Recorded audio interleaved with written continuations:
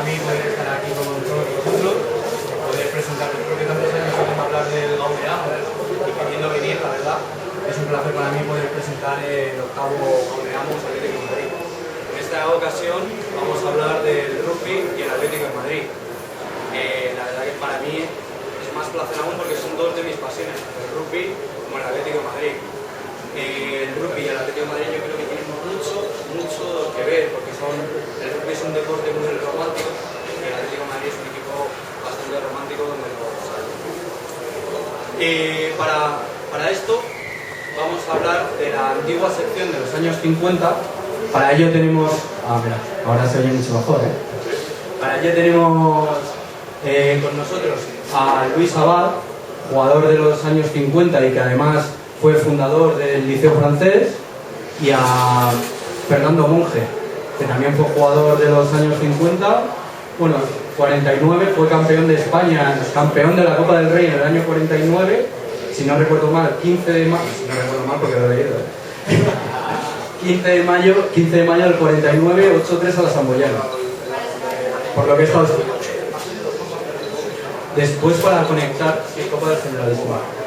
Después para conectar con el rugby actual, hemos traído al fundador y creador del Rugby Athletic, Manuel Calleja, y para hablar también del rugby actual, a Guillermo Colavieja, que es el presidente de la Arquitectura, equipo que estuvo fusionado durante el año 57 con el Atlético de Madrid. Para completar este elenco estarán Bernardo Salazar, historiador del diario AS, si habéis comprado el diario AS y tal, seguramente lo hayáis visto, y Fernando Sánchez Postigo, doctor en periodismo, que tiene una tesis sobre la historia del Atlético de Madrid, una tesis sobre la historia del Atlético de Madrid en la que sacó sobresaliente cum laude, si no recuerdo mal. Toda una pasada. Bueno, para recordaros un poco y ponerse en antecedentes, la sección del Atlético de Madrid fue desde el año 1914 hasta el 59, época, y hubo varias veces que desapareció en el año 42, 43, durante la guerra civil, pero consiguió 5 campeonatos de Castilla, una Copa del Rey y 2 subcampeonatos de División de Honor. Por su parte, el Rugby Athletic actual lleva 3 años y ha conseguido 2 ascensos casi consecutivos. El próximo año jugará en Primera Regional. Y sin más preámbulos, bueno, y las chicas del Rugby Athletic, la escuela también, este año por primera vez en la historia del Atlético de Madrid, por primera vez va a haber un equipo femenino, porque en la anterior etapa nunca hubo un equipo femenino. Sí, esta temporada es la primera. Anteriormente, del año 14 al 59, no hubo equipo femenino. Y luego también la escuela, tenemos también una escuela de chavales, que está en el tercero. Pues sin más dilación, voy a pasar a comentar con Luis Abad, ¿no? Que nos hable de... ¿Me conocen algunos profesores? Sí. Sí. ¿Radio por historia? Sí, no, que nos cuentes más o menos cómo era aquel rugby, y también a mí lo que más me llamó la atención es que nos cuentes cómo fue aquello de fundar el Liceo Francés. Tú eres Fernando. Fernando también tiene un mote y es el Lupas, o lo era. Además con un prestigio ganado no solo en el rugby, sino en la campeona de España, tuvo una madrileña del distrito universitario del SER, ¿no? Mejor panderetólogo del mundo. Alternaba las 2 actividades. Bueno, pues entonces, en cuanto a la historia le pertenece a él hablar, porque yo empiezo en el 52 a jugar en el Atlético de Madrid, venía de Francia, a hacer el servicio militar, estaba en Francia con mi familia, y empiezo en el 52. Y juego en el Atlético de Madrid pues durante 2 años, hasta que hubo una crisis y nació el Cisneros, el Colegio Mayor Cisneros federado, con prácticamente la mitad del equipo del Atlético que nos fuimos a jugar y a fundar ese Cisneros Federal. Pero él, y me he enterado ahora, él, por supuesto, el Atlético de Madrid jugaba, ¿desde cuándo has dicho tú? ¿Desde? No, pero en la época de posguerra civil. En 49, jugaba Fernando. 42, 43 no tuvo, 42, 43, 44 no tuvo y luego 47, 45. Ahí a partir del 48 está cuando se pasó. Bueno, de todas formas, en el 49 el Club Atlético de Madrid era un club auténticamente polideportivo, como era el Barcelona y punto, porque el Real Madrid no tenía secciones polideportivas. El presidente 49 era el Marqués de la Florida, que era presidente de la Compañía Transmediterránea de Navegación, y que yo recuerdo de secretarios y de... estaban aquellos hermanos Manso, tanto Ricardo como su hermano, administrativos, y estaba en la calle del Barquillo, allí un pequeño... El Atlético de Madrid tenía una pequeña oficinita de poca cosa, en un primer piso allí. Y las secciones polideportivas eran el rugby, por supuesto, con prestigio, el balonmano, con a la cabeza un entrenador que era jugador de rugby, que era Hernández Bravo, el balonmano, tanto masculino como femenino, y no sé qué más había, el hockey, no conocí el boxeo ni el béisbol, ni asistimos nunca. Hubo una fecha muy simpática que fue el año 1953, que yo me enteré porque nos invitaron y tal, y que tanta fiesta, tanto partido internacional de rugby y todo, porque era el 50enario del club, que luego se celebró el centenario del club en el 2003, muy recientemente. Y entonces yo tenía unas fotos aquí, si las queréis ver, si las conocéis. Aquí viene, por ejemplo, la celebración en el... ¿Cómo se llama el campo de...? Tú lo conoces bien. El Estadio Metropolitano. El Atlético jugaba en el Estadio Metropolitano. No fue la andar por el frente, cuando vieron una vereda, dijeron que no pasaron por allí ya. Sí, vamos a cortaros un momento y vamos a hablar un momento con Guillermo con la vieja, porque tiene un poco de prisa. Sí. Entonces, se lo vamos a pasar un momento. Guillermo con la vieja, porque como no sé si el micrófono, yo creo que se escucha bien normal. Yo creo que el micrófono a los de atrás, ¿no? Se nos escuche normal, podemos hablar casi para que sea un diálogo más... Bueno, la causa de que interrumpa a estos señores que realmente son los protagonistas de este evento es simplemente porque la escuela juega en Santander esta tarde, que vamos a en el ratito. Me han invitado estos amigos, vosotros me habéis invitado a este evento y yo quiero daros las gracias por esta oportunidad de representar a mi club, que es arquitectura, pero es que yo soy atlético y soy nieto y bisnieto de atléticos y para mí pues, es una doble alegría estar aquí entre atléticos. El motivo original para que arquitectura estuviera en esta mesa es porque efectivamente después de esa crisis que mencionaba Luisón, el equipo de rugby Atlético de Madrid de alguna forma se dividió, yendo parte a formar Cisneros y la otra parte integrándose con arquitectura yo creo que durante 2 temporadas, no estoy muy seguro, se jugó como arquitectura Atlético de Madrid. Resultaba que el capitán de arquitectura en esa época, Javier Barroso, luego fue presidente Atlético de Pro y entonces o un poco más tarde fue presidente del club Atlético de Madrid. Y nada más, yo el pequeño esfuerzo que he hecho de contribución ha sido casi ponernos en contacto con Luisón y con Fernando además de ser socio de arquitectura. Luisón también lo fue hace un poquito. Fernando es padre de jugador y jugadora de arquitectura.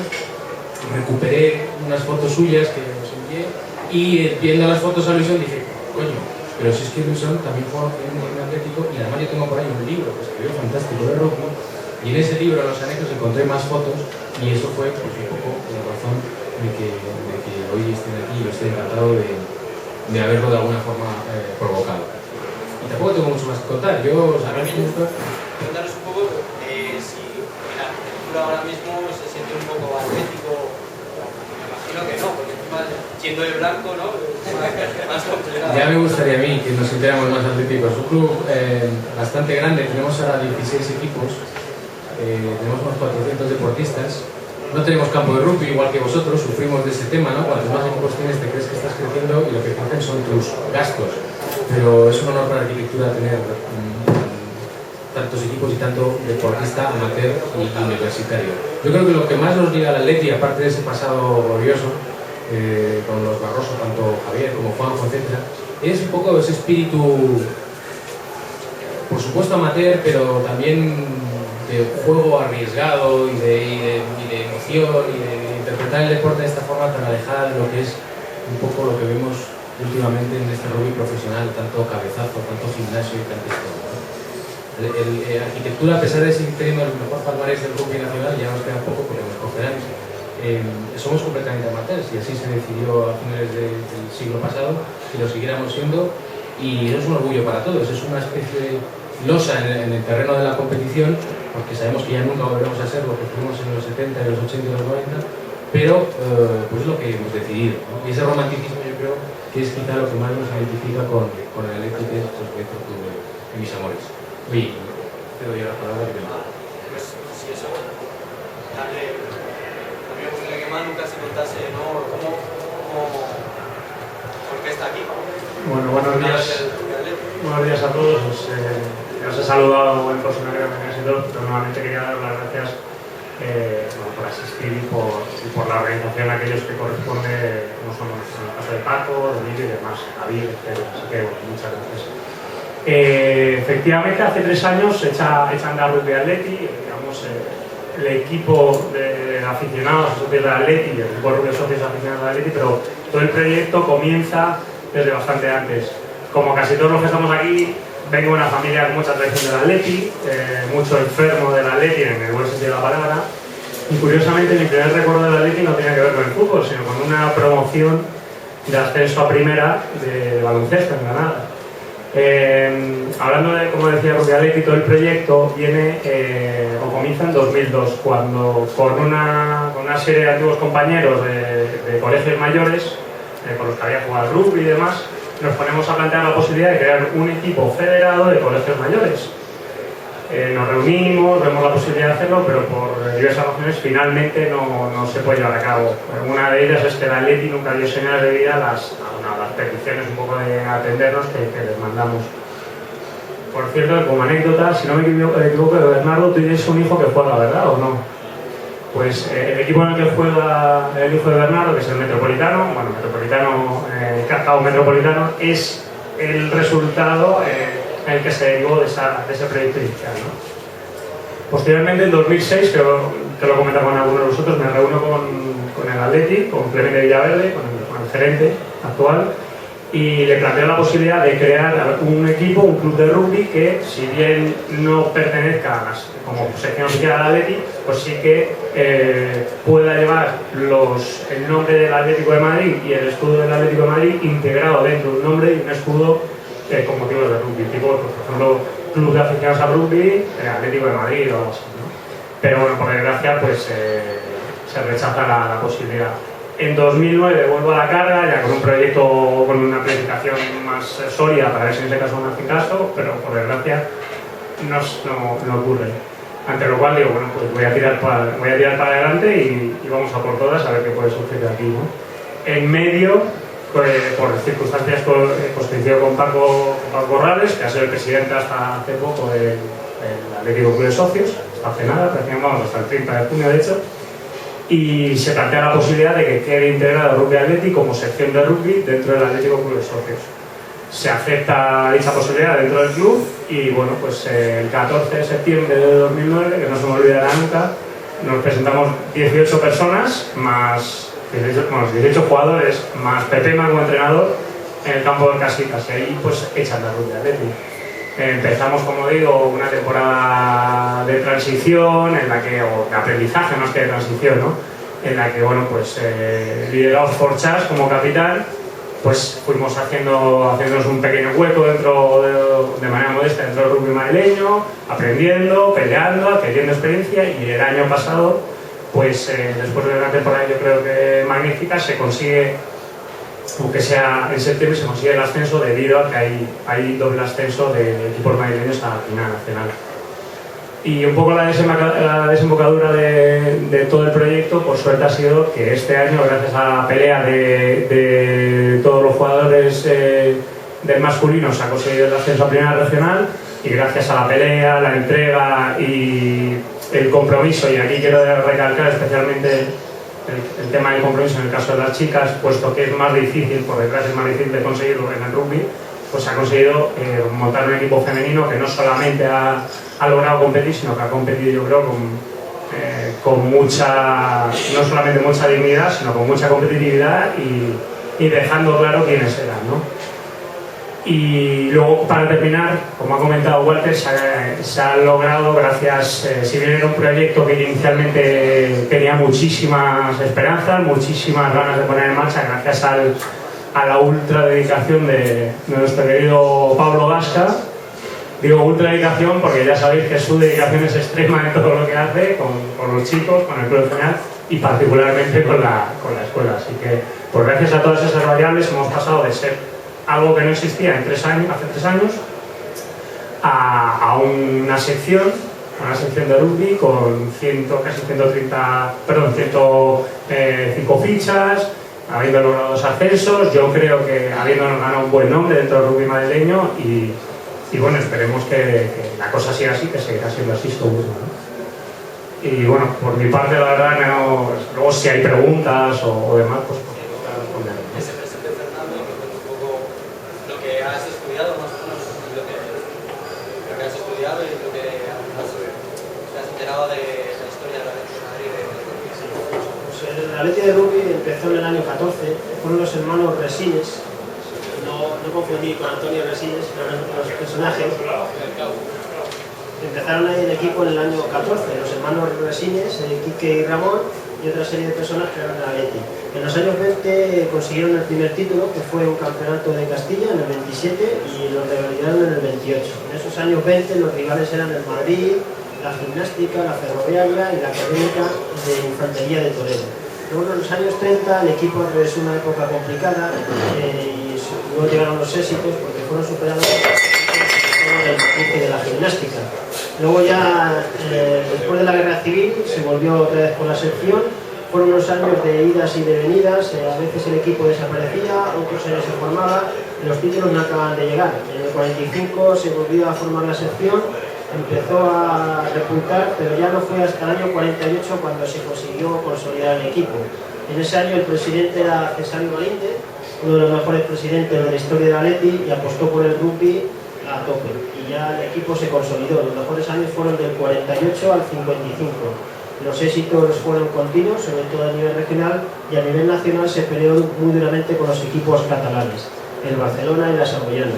El primer título a nivel español y el único que se ha conseguido en la sección de rugby del Atlético de Madrid fue en la temporada 48-49, exactamente el 15 de mayo del 49. Se ganó 8-3 a la Unión Deportiva Samboyana en la final del Campeonato de España celebrada en el Estadio de Montjuïc, en Barcelona. El Atlético de Madrid formó ese día con estos jugadores: Roberto Duralde, Bravo, Alarcón, Peña, Arce, Feliciano, San Juan, Moret, Artola, Puche, Fernando Duralde, Roberto, De Miguel, Cubillo y Bravo. El diario Marca, que cubrió el partido, tituló "El Atlético de Madrid nuevo campeón de España de rugby". Fue la mejor temporada del rugby atlético, campeón de España, el mejor equipo a nivel nacional.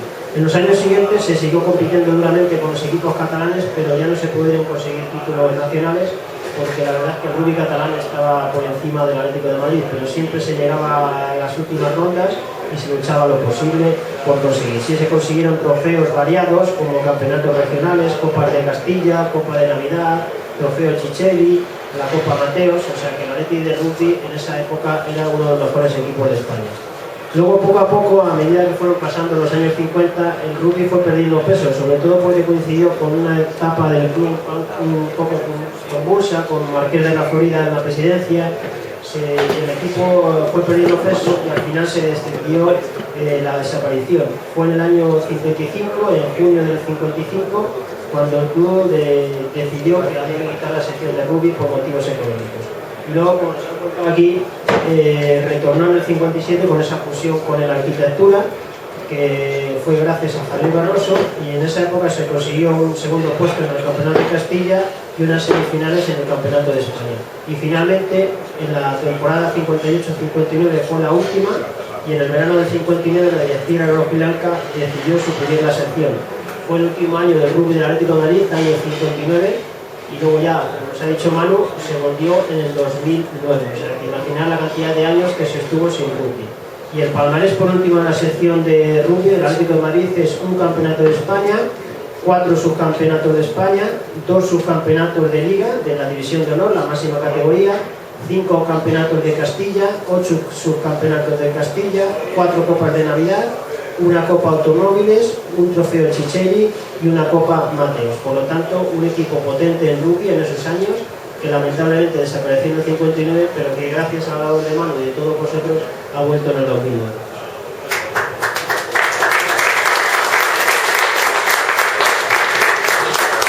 Ya por último, Bernardo, que nos cuente despedir a Guillermo. Muchas gracias.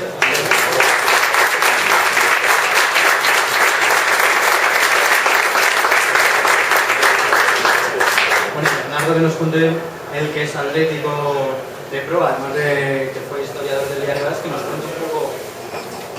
Creo que muchos recuerdos no tiene, pero cómo se vivía en aquella época el rugby del Atlético de Madrid.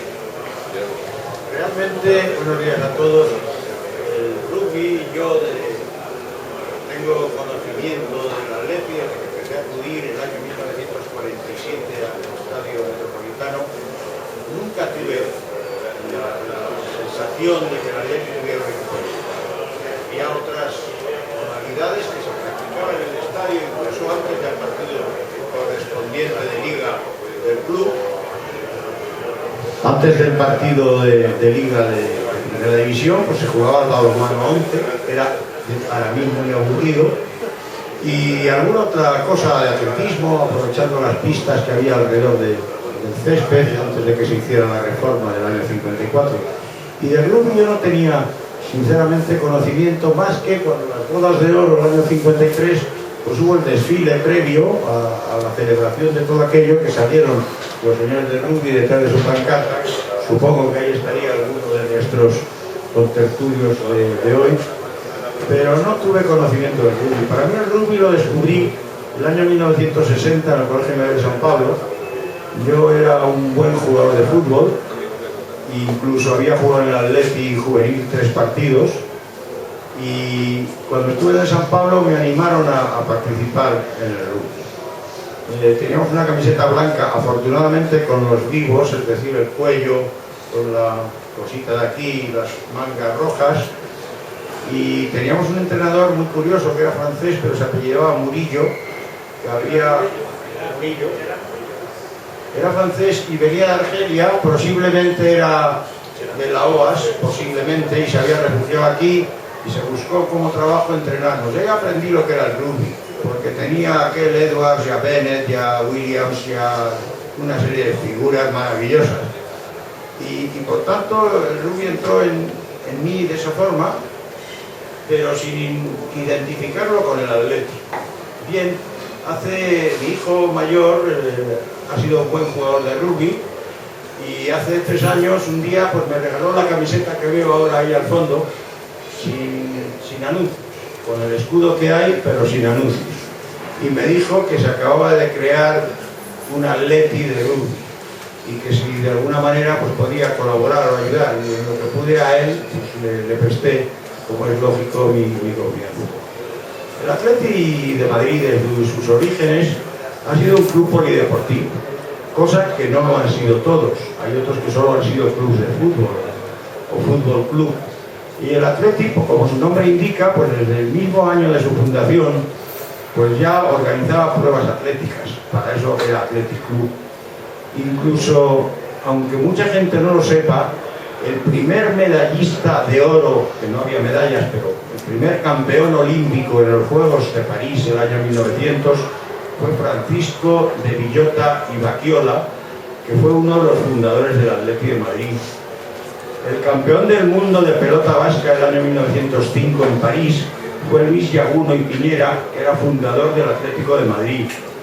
La primera prueba de atletismo que se celebró en Madrid en el año 1904, con salida aquí enfrente del Café Gijón para llegar hasta Fuencarral y volver, lo organizó el gran mecenas del Atlético de Madrid, Manuel Rodríguez Arzuaga, don Manolito, como le llamaban, que durante 10 o 12 años fue el que ayudó a que el Atlético tirara para arriba a base de soltar los cordones de su bolsa. Y por supuesto, el año 14, como ha dicho y ha recordado muy bien Fernando, pues se creó la sección de rugby, pero antes ya se había creado la de hockey y enseguida se crearon otra serie más de secciones, porque siempre estuvo abierto el Atlético con su espíritu romántico, como alguien ha definido antes, y sobre todo con el espíritu amateur que entonces impregnaba a los sportmen, que se llamaban los distinguidos sportmen, pues a practicar deportes que normalmente no eran de uso general, sino muy restringido. Y por todo ello, pues el Atleti en su día, yo recuerdo que tuve de profesor de matemáticas 3 años y luego gran amigo mío, hasta hace 3 años que desgraciadamente falleció, Isidoro Resines, hijo de Ramón, y que me contaba lo que él a su vez había oído a su padre cuando las dificultades para poder jugar al club. Porque mucha gente no recuerda o no conoce que en los campos de O'Donnell, cuando el Atleti el año 13 consiguió vallar el terreno, y sobre todo hacia los desmontes de la calle de Ibiza, de lo que luego fue la calle de Ibiza, se podían practicar una serie de deportes que no se podían practicar en otro sitio de Madrid. Por ejemplo, el tenis. El tenis, hasta el año 1911, solo existían 6 pistas en Madrid y eran en casa de los duques de Granada, de Alba y de Santoña, de los marqueses no me acuerdo ahora mismo, pero 2, y de don Francisco Silvera, de la calle. Y las primeras pistas para uso público que pudo haber en Madrid de tenis, concretamente, se instalaron en el campo del Atleti en la calle de O'Donnell. Y por eso de ahí surgieron 2 grandísimos campeones que llegaron incluso a jugar la final de Wimbledon, como fueron entonces Manolo Alonso y el Conde Gómez. Pero además eso facilitó que se pudieran incorporar las mujeres al club, porque iban a jugar, pues la Riecres, la Chávarri y tal, a jugar al tenis. Hubo que hacerles una caseta especial para su vestuario, lógicamente no se podían vestir en el mismo vestuario que los hombres, y de ahí luego surgió el gran equipo de hockey femenino, que ha sido uno de los mayores éxitos del Atleti de Madrid, como surgió también, antes que el femenino, el masculino, donde no solo jugaban grandes hockeyman, sino además exfutbolistas en activo, que alternaban el hockey con el fútbol, como Manchín Triana o Tudurio, gente de ese nivel, y que lograron brillantísimos campeonatos de España. El Atleti en eso se ha distinguido siempre, en buscar pues la posibilidad de que sus asociados, porque estos señores que jugaban tenían que pagar para jugar. Yo era socio del club, lo que ahora quiere jugar al tenis, es que hacerte socio del club y pagar. Entonces, estos aficionados, estos deportistas pagaban para poder jugar en el club. Eran puramente amateur y como mucho en su día pues se les pagaba a lo mejor el transporte o el viaje o el desplazamiento ya más tarde. Al principio lo pagaban ellos de su bolsillo, hasta el equipamiento se lo tenían que hacer ellos mismos, ¿no? Y este Atleti, que ahora, con motivo de convertirse en sociedad anónima, tiene prohibido tener secciones deportivas que no sean en fútbol, eso hay que recalcarlo, pues ha ido de alguna forma, con el tema de esa asociación de fútbol femenino, por ejemplo, o como lo habéis hecho, o en el tema del balonmano, que se ha rescatado el nombre, aunque no sea del Atlético, del Club Atlético de Madrid actual. Y a mí me llena de emoción el ver al balonmano pues llegar a donde ha llegado este año, o ver a las chicas cómo juegan maravillosamente bien al hockey, incluso el fútbol femenino, o mucho más, tener ahora esa resurrección que para vosotros será un recuerdo inolvidable, ¿no?, de vuestros tiempos de rugbymen, que nos hace a todos felices de poder decir nuestro Atleti, el nombre por lo menos lo vemos resucitado en toda esta serie de disciplinas, y más que debería ser. Y muchas gracias.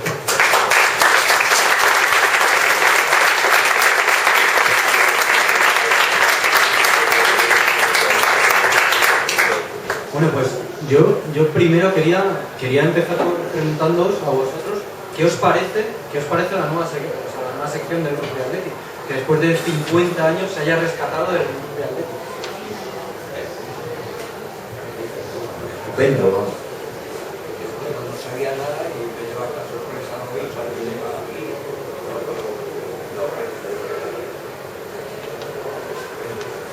Walter. Cuando jugábamos al rugby. Me lo pongo. Cuando empezamos a jugar al rugby, pues era por aficionados, como ha dicho el otro antes, era, pero que nosotros, yo me acuerdo que las primeras botas que usé de rugby me las regaló el Athletic, que eran maravillosos. Íbamos a un zapatero que nos hacía una bota con unos tacos cuadrados, una cosa feísima y malísima, pero hoy lo pasábamos muy bien. Y hablando del San Pablo, yo entrené al San Pablo también, yo entrené al Colegio San Pablo, que había jugadores de rugby buenísimos en el San Pablo. Yo cuando estuve en el año 60, el entrenador era Murillo. No, Murillo no. Que era un argelino. Era Medán. Murillo era un francés que entrenaba la selección española de rugby y había sido internacional.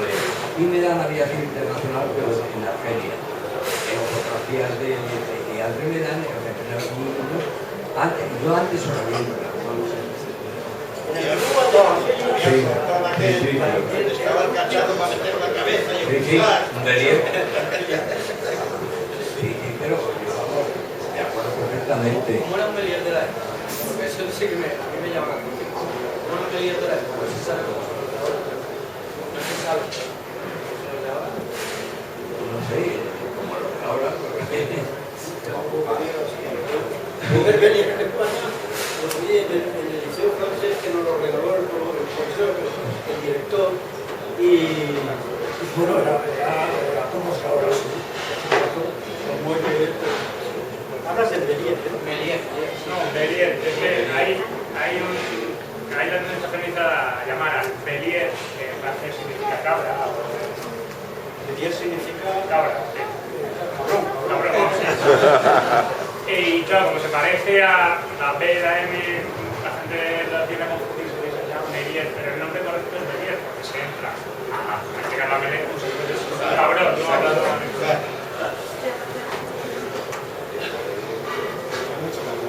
A mí me hubiera gustado puntualizar dos o tres detalles, porque he escrito un libro y algunas páginas están dedicadas a esa época, que era un poco convulsa, en cierta manera, porque la ruptura del equipo en el año 53, con eso del Cisneros, que era club universitario, pero no estaba federado, y con la mitad del equipo que se va del Atlético, se va por motivos precisamente del amateurismo.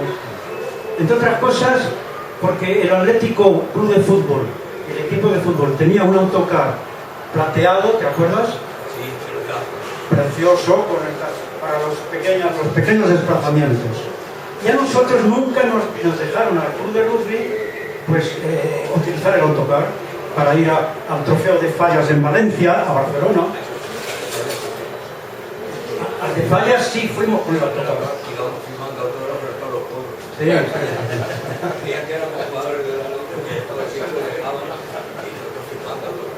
bueno, había ese problema.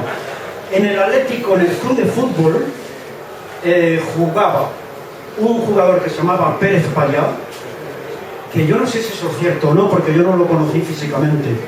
Así como conocimos a 4 o 5 canarios, Silva, Lobito, unos grandes jugadores, que vivían en Argüelles en un piso alquilado, y que tomaban copas, vinitos, en el Quinto Toro y en el 52 de Princesa, y a veces coincidían con nosotros de rugby, nos llevábamos bien y les echamos una partida de mus a los canarios.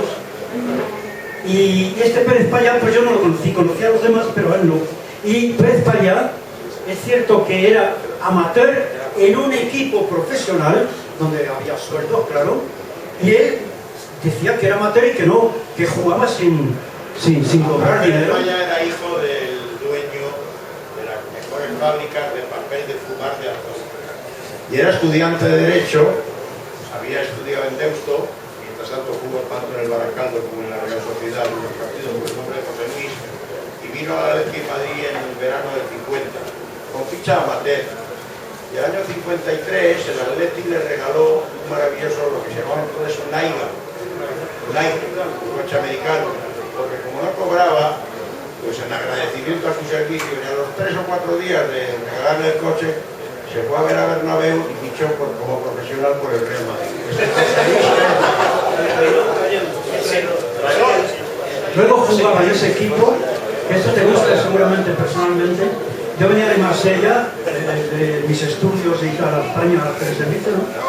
Y coincidió que vino un fichaje para el Atlético de Madrid. Te voy a poner a ver que hagas un poco de memoria. Lo llamaban la Perla Negra, era jugador del Olímpico de Marsella, de Huelma, ¿no? El mismo año, 52, y llegó. Y encandiló al público de Madrid y por supuesto al Real Madrid. Se llama Larbi era su nombre. Y había jugado antes de la Guerra Mundial, había jugado en el Olympique. Extraordinario. Y cuando se marchó del Atleti en diciembre del 54, se marchó al Olympique otra vez y volvió a ser internacional francés. Bueno, pero lo que sí me gusta puntualizar es lo siguiente. ¿Qué pasó con la sección, con el espíritu del Atlético de Madrid, club de fútbol, con su espíritu polideportivo, hockey, fútbol, el balonmano femenino, masculino, tenis, etc.? ¿Y qué sucedió para que el club pegara un cambiazo y se extinguieran todas esas secciones polideportivas que eran amateur? Todos eran amateur. Los de balonmano, los de rugby, todo. Y yo le he hecho las culpas, no sé, eso lo tengo un poco más difuminado, pero a la presencia de Jesús Gil, que yo tengo aquí escrito, no sé si esto es...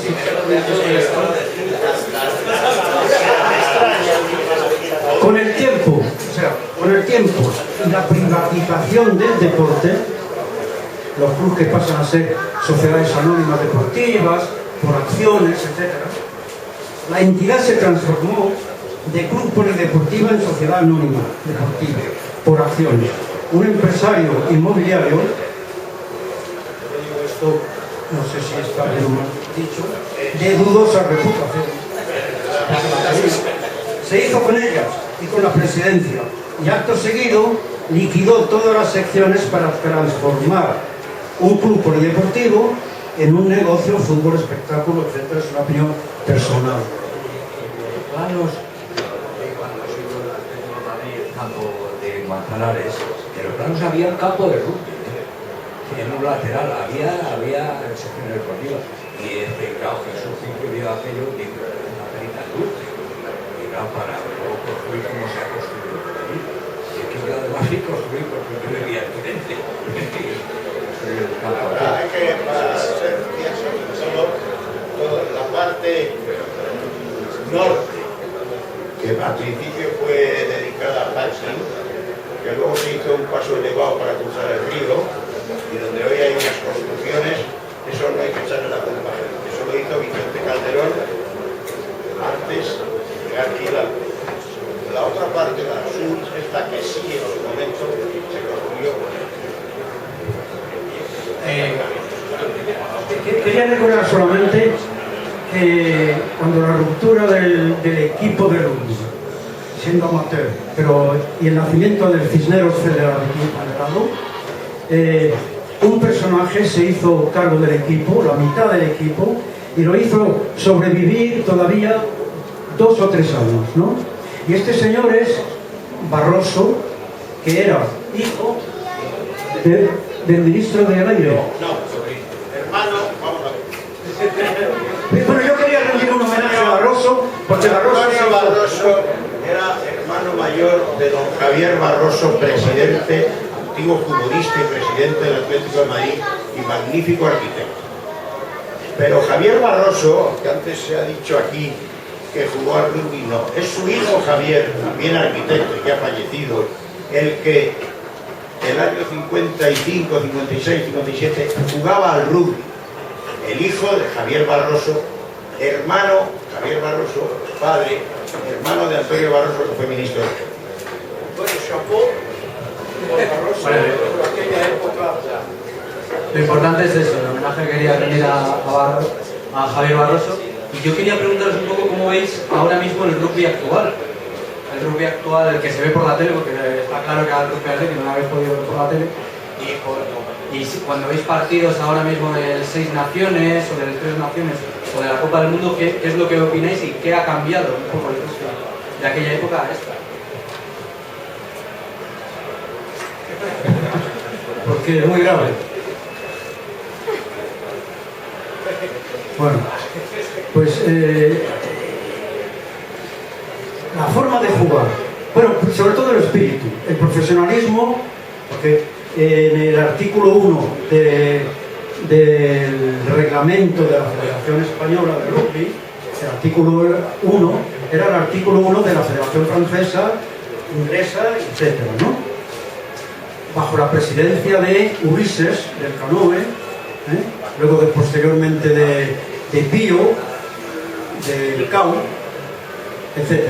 Bien, se quita ese artículo y pasa el rugby español a ser un rugby como mundialmente, por cierto, tampoco somos los primeros, pero en esa época, pero continuamos con el movimiento mundial que se está creando, con la PASET, el presidente de la Federación Francesa que se convierte en presidente del IRB, del International Rugby Board, etc. Y entonces se acepta un juego que lo llaman en inglés el juego mixto, o sea, amateur y profesional, que se aceptan las dos versiones.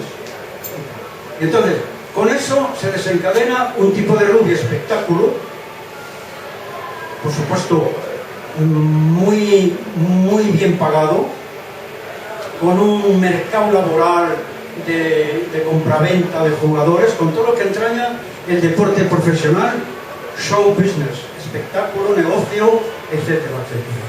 Entonces, ¿qué sucede con ello? Pues que el tipo de rugby que se juega, el modelo de rugby, el patrón de rugby, la forma de jugar, el espíritu mismo, etcétera, todo eso para mí degenera. Para lo que hay, como no hay otra cosa, pues es el espectáculo que se presenta al público. Entonces eso es muy criticable porque la forma de jugar, el patrón, cambia totalmente. Primero porque los patrocinadores exigen victorias y los entrenadores, mandados por el patrocinador, pues no quieren correr riesgos. El correr riesgos en el rugby es muy sencillo. Es crear un rugby fuerza con jugadores potentísimos, enormes, grandes, etc. Y no jugar tanto en la línea de 3/4 donde están los espacios, porque ahí se corren riesgos. Aunque luego los delanteros cometen tantos errores como podían cometer los 3/4. Porque retenido de valor, entrada por el lateral, escalonaje con la mano, violencia, etcétera, etcétera. Pues, entonces ese rugby fuerza es todo lo contrario de lo que nosotros llamábamos siempre el rugby de movimiento, porque el movimiento se ejecuta en la línea de 3/4 que dispone de, a lo mejor, pues como máximo hasta 50 metros para jugar al ancho del campo con 3 o 4 jugadores. Mientras en los 15 metros restantes se están debatiendo 16 delanteros a coscorrones, a barrigazos y tentetiestos, que llamábamos nosotros en aquella época, en aleo chapón, que decían los franceses, aleo chapón, pillan tetos, cabeza por delante. Y ahora esos delanteros pues monopolizan el balón. En cambio los 3/4, para no correr riesgos, intercepciones, caídas de balón, etcétera, etcétera, patadas tapadas, todo lo que los 3/4 pueden cometer como errores. Entonces el rugby de movimiento pasa a la historia y el rugby fuerza se instaura como la única forma de jugar. Y como es un acierto, no para el espectáculo ni el espíritu, el rugby, que es un juego de movimiento y de creatividad, de imaginación y por supuesto correr riesgos, y si se pierde, y se gana, pero el rugby es así, tiene esa hermosura y esa belleza. Pues con este rugby fuerza, lo que se crea es que Fernando dice que prefiero ni hablar, y yo, porque me has provocado, pues hasta un libro escrito de 400 páginas, porque es el desastre deportivo más enorme de este siglo. Yo espero que un día me convenzan los de rugby fuerza.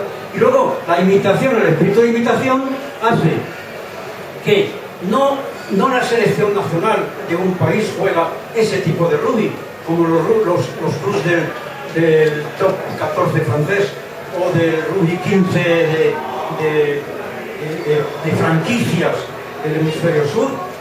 No la selección nacional, sino que el deporte de la división de honor imita a la selección nacional. La selección nacional B juega imitando tal. Y luego, los clubs, pues los clubs o se deterioran y abandonan, pero ya tienen que imitar también, porque los patrocinadores continúan exigiendo y poniendo dinero, claro. Entonces, pues, los de primera regional quieren jugar igual, y los de segunda y los de tercera regional, y probablemente vosotros también, por imitación de lo que se ve en la tele, que se ve mucho. En nuestra época no se veía nada en la televisión, o ni había. Bueno, luego se ha visto el rugby de movimiento con el trofeo 5 Naciones, etcétera, con la escuela de 3/4 franceses, incluso a sudafricanos, bólidos y los autómatas, ¿no? Pero bueno, también era deporte de movimiento. Villepoel es el convicto, tiene varios libros sobre rugby de movimiento y rugby fuerza. Bueno, con esto quería decir que contestar a tu pregunta, ¿qué nos parece? Desde luego, a mí me produce sueño. Yo no sé si es, no me marco ningún absurdo, no. Yo empecé un partido de 5 naciones, o incluso del top 20, se ha jugado la final Toulouse-Toulon hace una semana. Bueno, soporífero. A veces es un partido de gran rival. Pues a veces se gana 22-21, bueno, o 21-23, y coincide que uno ha marcado 7 golpes de castigo y el otro 6. Y no ha habido ningún ensayo, y era la final del campeonato de Francia. Después de todas un top 14 terrible, bueno, con sangre fuera y dentro del campo. Y no se marca ningún ensayo, porque es imposible. Yo reconozco que es imposible el rugby de movimiento profesional, show, televisivo, porque los 15 jugadores profesionales primero se entrenan 7 días por semana, y además están seleccionados, son los más físicos, los más rápidos, los más sacrificados, etc. Con lo cual, el campo se ha estrechado. Los terceras líneas llegan a todas partes. Antes que el balón siempre se ha dicho va más rápido que los jugadores, llegan al mismo tiempo que el balón a cubrir los espacios. Entonces, con esos 15 jugadores no se puede jugar rugby de movimiento, se tiene que jugar rugby de coscorrón. Por eso se ve a los 3/4 que no pasa muchas veces del número 9, del número 10, de la apertura, el balón del primer centro, que es un tanque, y tiene que ir al romper como pueda, pero a costa del movimiento, de la creatividad, de la imaginación. Y luego prospera, por supuesto, una jugada que es eterna, que es la jugada del 9 con el 10 o del 8 con el 9, y para los colones y para ganar terreno, etcétera. Y como luego esas jugadas se repiten, que las llaman fases, y cuando llega el 15 fase, dicen, ¡vamos por la 15! Por la 15 se ha desarrollado en 20 metros de campo, a lo ancho, y donde a veces se ha perdido terreno, porque es imposible ganar terreno. Es imposible ganar un metro, 2 metros, 3 metros. Cierto que si haces un agujero, el equipo contrario está patas arriba, porque hay 15 jugadores en línea. Ya te vas, ¿no? Le gritan, te vas. Mentira, los cazanes.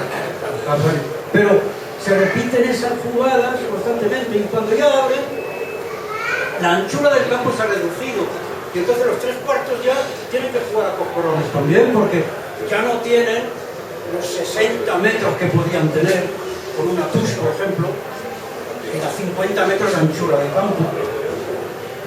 Sí, entonces, vamos a abrir el turno de preguntas. No sé si hay alguna pregunta del público.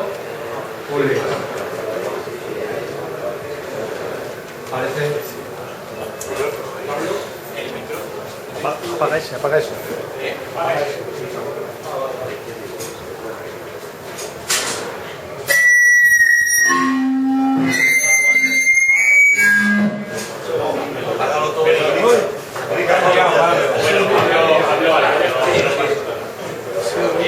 Al hilo de lo que estabais hablando,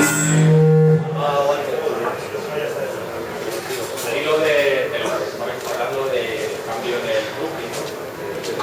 Ese cambio también se ha producido en el fútbol. O sea, físicamente yo creo que hemos cambiado todo. Entonces ahora prima un deporte relativamente físico.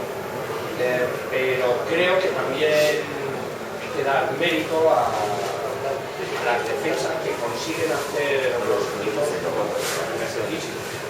A mí me parece espectacular, por ejemplo, estar encerrados en una 22 y no sé, lo que tengo de castigo y apostar al equipo. Es cierto que de cara al espectador es menos espectacular, pero a mí también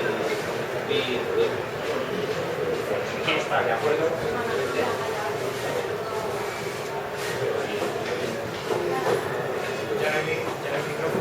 Sí, sí, enciendes.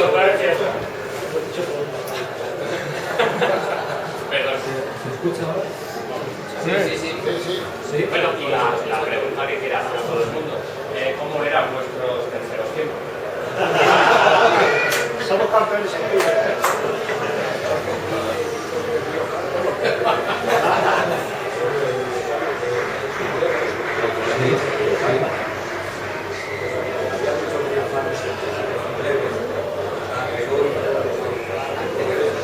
La Rioja.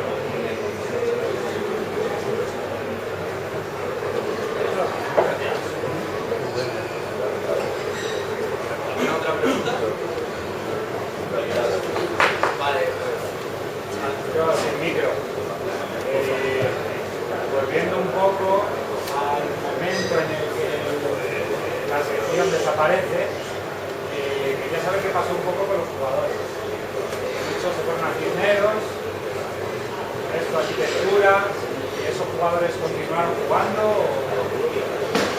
fue mitad. La mitad se quedó en el club, en el Atlético, y la otra mitad. Tengo aquí una foto precisamente del primer Cisneros de aquella época, donde se pueden ver pues, 7 otros jugadores que eran de la otra fotografía del Atlético de Madrid, y internacionales. Bueno, en el Atlético de Madrid, Fernando y yo éramos los únicos que no habíamos sido internacionales. Los demás, los 13, habían estado en la selección nacional. Luego lo fuimos después, pero hasta eso ocurrió. Entonces la ruptura fue así, mitad. Y Barroso, que se hizo cargo con una heroicidad que hizo durante años para poder resistir hasta que falleció la sección. Y en el Cisneros los terceros tiempos sí, tienen el bar, y aquello era muy sonado, mucho más que ahora, mucho más que ahora.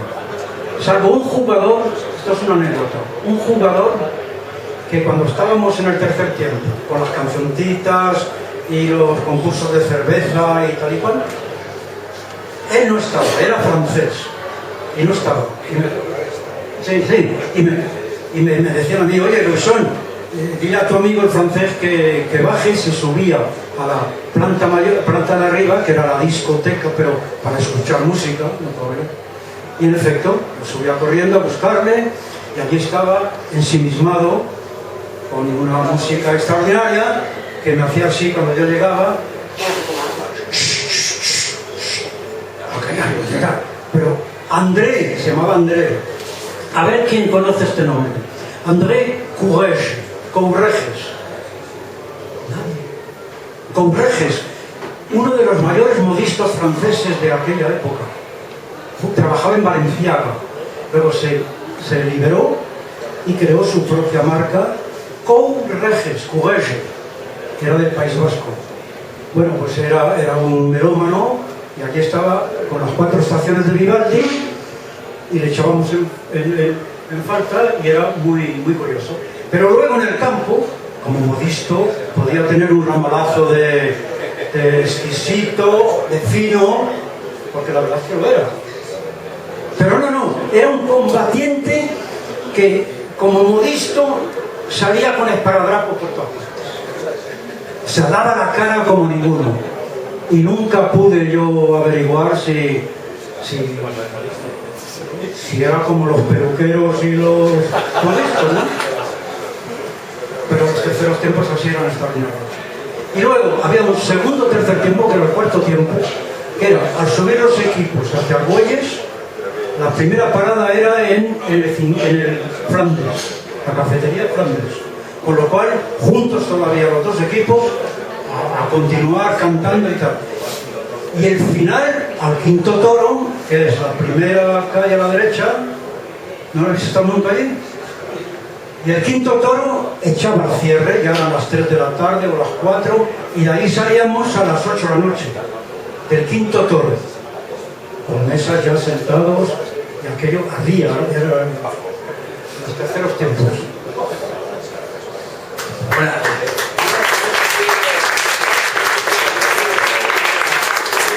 Una pequeña anécdota, postilla, como queráis llamarle, sobre el título único que tenemos de campeones de España de rugby que ganamos a la Samboyana. Ya entonces se hablaba del rugby fuerza y del rugby bonito, de combinación. Si no recuerdo mal, en aquel partido nos llegamos a poner 8-0 gracias a 2 ensayos y una transformación que eran 3 y 2 puntos, ¿no? 8-0. Y un poco antes del descanso, la Samboyana marcó sus 3 puntos en un golpe franco por offside.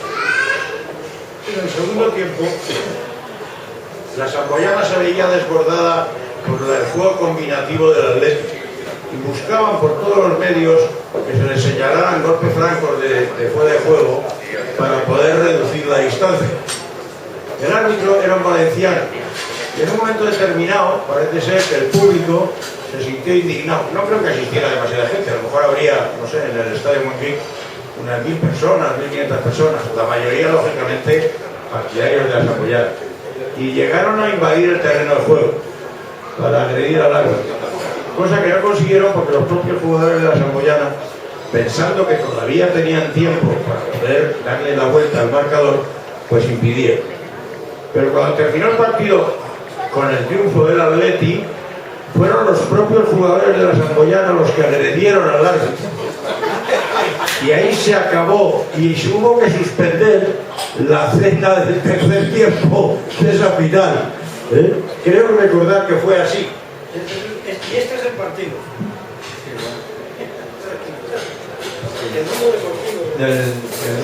Bueno, Fernando, ya que hablas de la final, si nos puedes contar un poco cómo recuerdas aquella final en la que el Atlético de Madrid tiene su único título nacional. Recordar que poco, evidentemente. Es que yo esa final estuve en la banda. O sea, no lo jugué el partido, estaba de reserva y estuve en banda. Pero vamos, lo disfruté como nadie. Ahora días por ahí que se me ve pegando saltos de alegría. No lo jugué, fue una banda que jugaba de medio melee, no sé si fue, no, Artieda, no, Payán o Artieda. Feliciano era tercera. Feliciano fue la del Barcelona, la que perdimos con el Barcelona. Artieda es el que jugó en medio. Artieda. Payán no, porque Payán no sé lo que ocurrió, pero eran tres medios de melee, yo era el más joven de todos, y entonces ahí lo pasé en la banda. Luego ya todas las finales, ya desde a partir de ahí ya nunca se perdió, pero era estupendo porque era un equipo en que nadie daba la alineación y nadie decía una palabra perfectamente, y aquí era mi kilo de minas, pero era muy vasto jugando, no era filo, y todo el mundo quería que jugara yo, y yo encantado, pero no me dejaron fuera. Sí, pero era muy divertido. Era estupendo.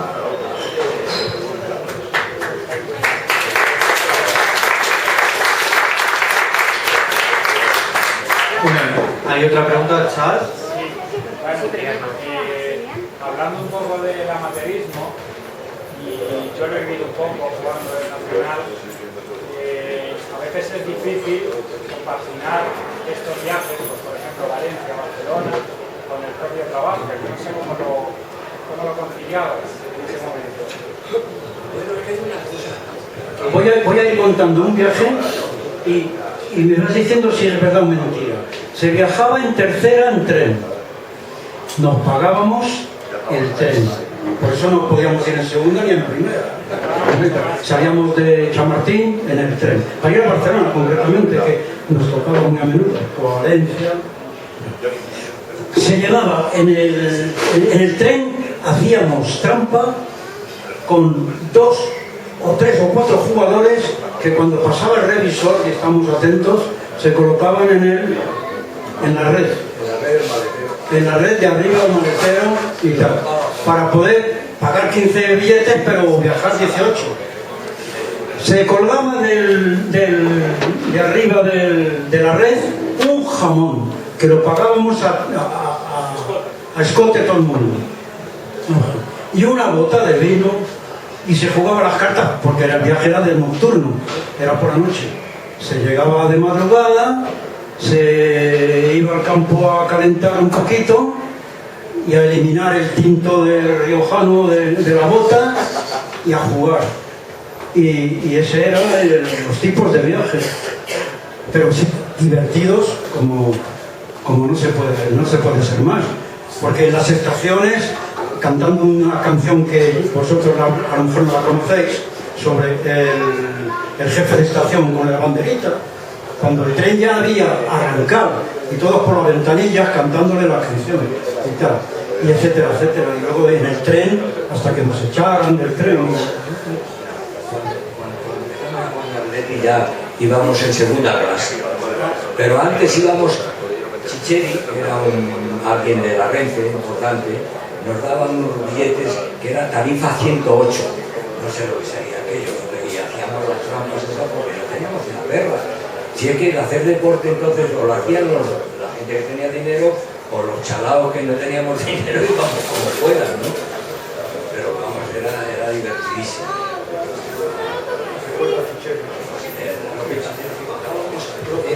Estaba donde están las oficinas, detrás de la estación del norte hay unas oficinas de ferrocarriles, y allí íbamos, cuando había partido íbamos como el beneplácito a hacerle para que nos diera el pase 108.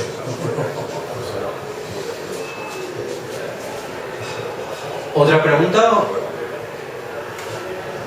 Yo por lo menos voy a hacer una. Yo recuerdo un relato de Adrián Escudero, máximo goleador de la historia del Atlético de Madrid de fútbol, que decía que antiguamente cuando un jugador se lesionaba, pues muchas veces el entrenador ni le hacía caso, y contaba una anécdota en la que él se rompió una pierna y entonces le dijo el entrenador al segundo: entablíllasela y que salga a jugar, y salió Adrián Escudero con la pierna rota, entablillada, a jugar. No sé si en vuestra época se daban cosas así en rugby. No, realmente no recuerdo lesiones donde se hicieran heroicidades. Lo que es cierto es que teníamos otro físico y a lo mejor pues las percusiones eran tan violentas como actualmente, no eran tan abundantes.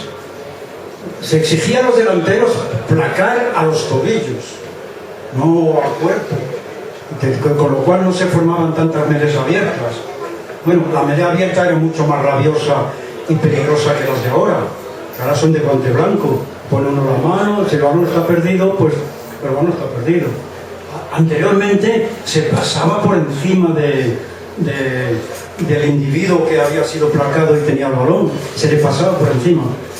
Margarito, Carmelo García, Margarito, el gran Margarito, parecido, decía que jugador caído en el campo,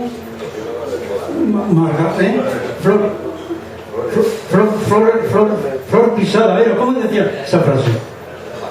Jugador caído en el campo era Margarita de nuevo. La creatina, pero es un anabolizante. Es un anabolizante.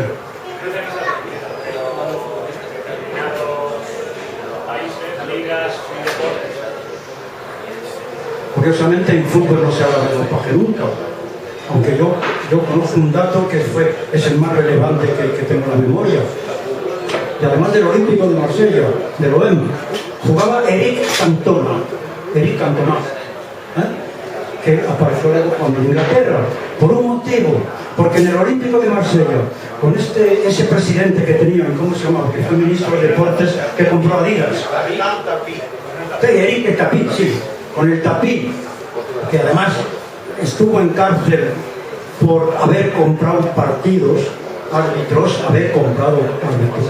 Bien, pues el dopaje era general. Y se ponía en el vestuario, contado por Eric Cantona, una pizarra donde se ponía aujourd'hui, pilule verte, píldora verde, martes, aujourd'hui, pilule jaune, amarilla, y un día se cabreó tanto porque no le gustaba o porque no conozco el carácter de ciertos aspectos del carácter de Cantona, pero bueno, un día puso él, Eric Cantona, no, me opongo a tomar la píldora. Hoy, a partir de hoy, no tomo píldora. Y lo echaron y se quiero a Inglaterra. Porque en Francia aquello fue un escándalo que él denunciara lo que estaba ocurriendo en el fútbol francés. Descaradamente la prensa se hizo eco de aquel escándalo. Y se tuvo que marchar a jugar en Inglaterra, no sé dónde. Que luego, por cierto, es un detalle de su carácter. En un partido en el club inglés, Manchester, saltó, hubo uno de primera fila de espectadores que le faltó el respeto, probablemente a su madre, para que lo entendiera.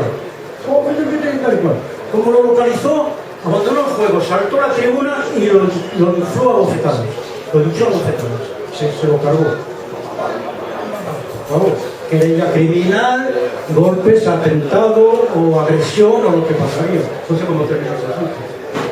Entonces, el dopaje tiene su papel. Ocurrirá en rugby o está ocurriendo en el hemisferio sur. Hay muchos intereses entre neozelandeses, sudafricanos y muchos intereses. Y los jugadores se prestan, desgraciadamente. Yo creo que el jugador moderno de rugby se presta, si es profesional, porque está su renovación de contrato, su dinero, su prima de partido, su prima por ganar, un poquito lo que pasó en la moraleja creada hace unos años y que luego se fue al traste, y era la primera intención de rugby profesional de club en España, antes de El Salvador, la moraleja. Vamos a ir cerrando y entonces vamos a poner primero un vídeo, ¿no? Sí, creo que ha ido David a poner un vídeo en el que se va a ver tanto imágenes del Rugby Athletic actual, así que podréis verlo por primera vez, y imágenes de vuestra época. Exacto. Ese creo que no es. ¿Ah, sí?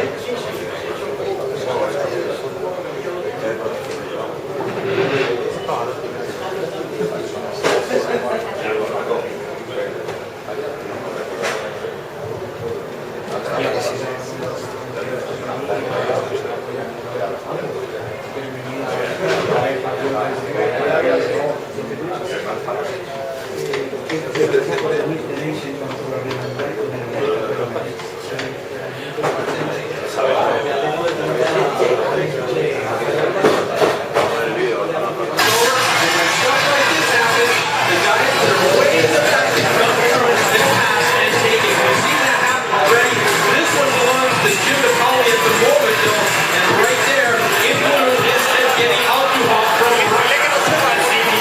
Pero puedes subir.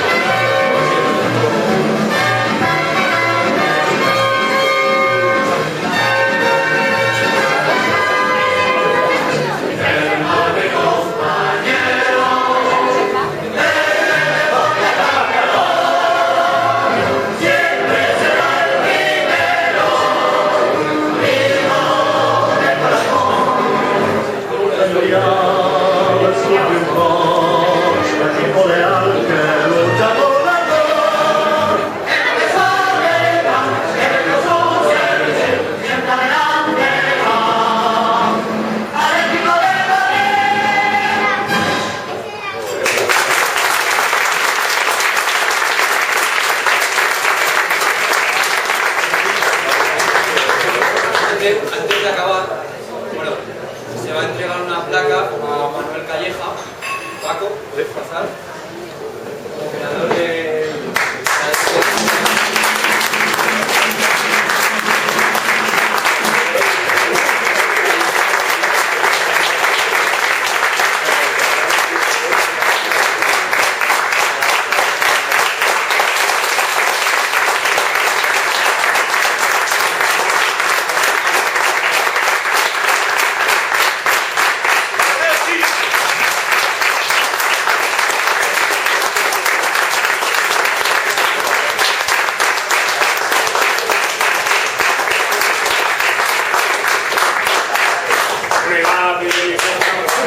Dios me ha dado esta voz que esté un poco por dentro. Bueno, muchísimas gracias a todos por la placa, pero sobre todo por los 3 años que me habéis dado, a los jugadores de jugadores masculinos, que lo he dicho más de una vez en alguna entrega de camisetas, que es hace 3 años, justo nació mi primer hijo y paralelamente nacisteis vosotros.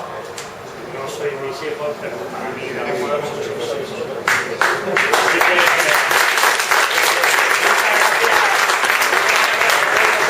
especialmente, evidentemente, a los jugadores, a las jugadoras y a los niños que tenéis aquí en el campo, a Pepema, a Canta, a Jano, a Sespi, a Lexter, por supuesto a Pablo Delegado por todo el esfuerzo y todo lo que hace en el campo, que realmente es lo que es terrible. Muchas gracias.